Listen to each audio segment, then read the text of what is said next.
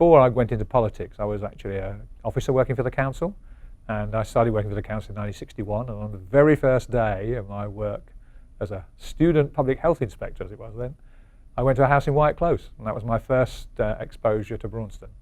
For a lad that came from Glenparva, it was quite an eye-opener. I used to live within the ward. I moved into the area in 2001.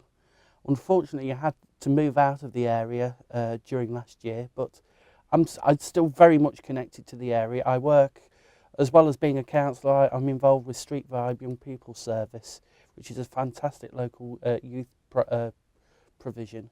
But during my career with the council, which went over 30 years, I worked quite a bit in Braunstone.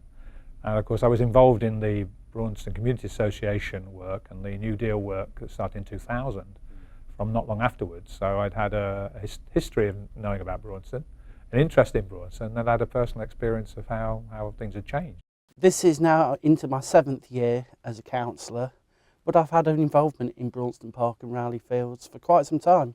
I didn't have any problems at all with taking on the job. You know, I lived in the area. I'd lived in the area for 30 years till last year, so that made a difference as well. So I was very familiar with the place. There's always been a lot of issues in the area, but the thing is, you've got a lot of very passionate people who love the place, who really want to get involved, who will give their time to make a difference and help other people around them. That's not to say there aren't problems, and we do have problems in the area, but I think what we do is we deal with them.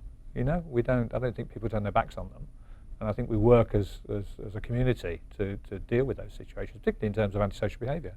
I think people are less tolerant of what I think they used to put up with previously, and that's good because it forces organisations like the police to actually respond more positively to what we want as opposed to what they think we deserve, you know, which is good. When I moved to the area in 2001, I became a member of the Labour Party in the area, and really started using the campaigning kind of stuff that we were doing, helping local people to really kind of be the spotlight of, you know, this is the kind of thing that, you know, I want to do in the area, and it built from there.